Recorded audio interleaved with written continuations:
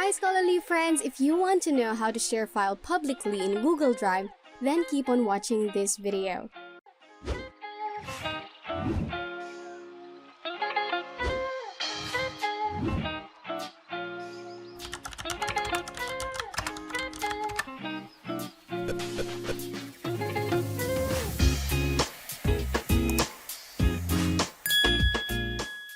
If less than 100 people will view your file at the same time, you can follow these steps. You can either select one file to share, or press and hold Shift to select multiple files to share.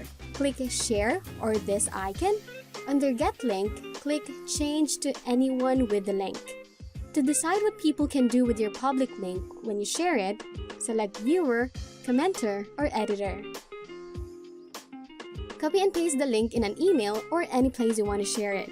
Then click Done. People who aren't signed in to a Google account show up as an anonymous animal in your file. Now you can email or text the link to people, or you can publish it on a website. Anyone searching for the file or who has the link can find it. If more than 100 people will view your file at the same time, you may want to publish it as a web page instead. When you publish a file to the web, you create a copy of your file as a unique web page with its own URL. Here's how you do it. From Docs, Sheets, or Slides, select File